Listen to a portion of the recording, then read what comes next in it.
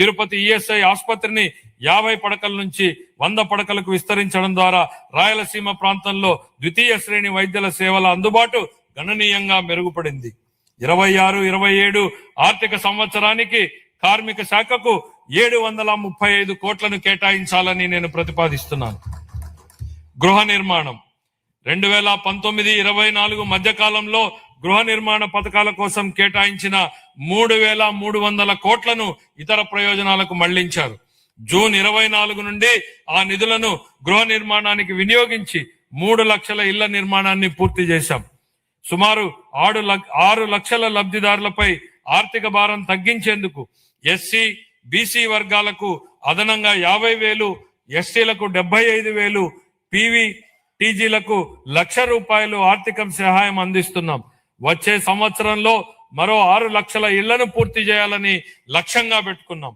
అలాగే ప్రతి అర్హుడైన కుటుంబానికి PMAY గ్రామీణ పథకం కింద ఇళ్లను మంజూరు చేస్తాం.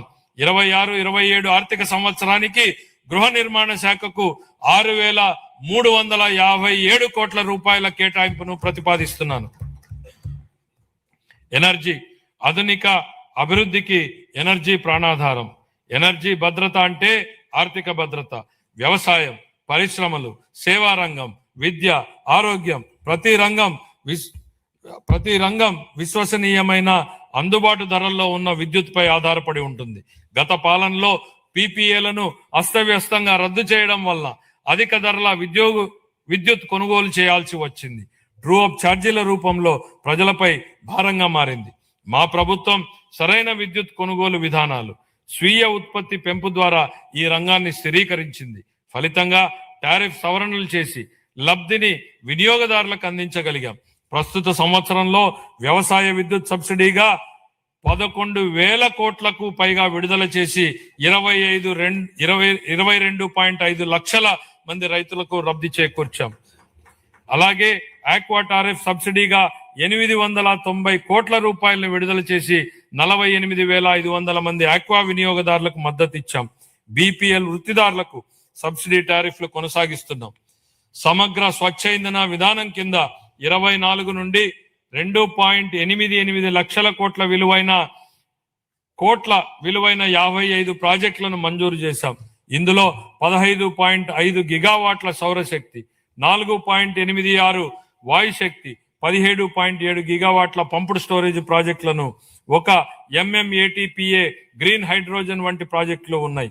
26-27 ఆర్థిక సంవత్సరానికి గాను ఆర్థిక ఎనర్జీ శాఖకు 13,934 కోట్ల రూపాయలను కేటాయించాలని ప్రతిపాదిస్తున్నాను. రవాణా, రహదారులు మరియు భవనాలు. గత పాలనలో రహదారుల దుస్థితి కారణంగా ప్రజలు తీవ్ర ఇబ్బందులు పడ్డారు.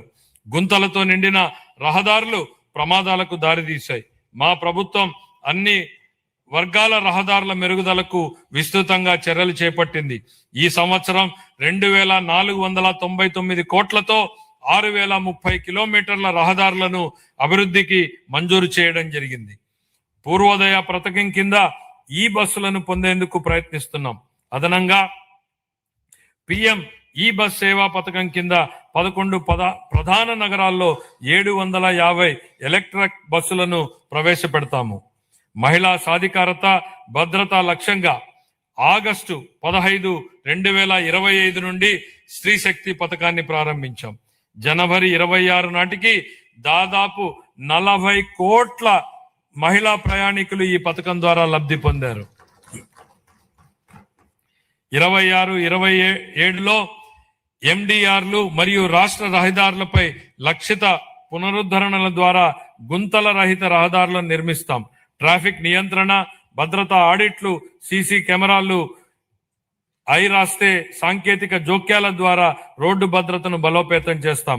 రవాణా, రహదారులు మరియు భవనాల శాఖకు 9,856 కోట్ల రూపాయలను కేటాయించాలని ప్రతిపాదిస్తున్నాను.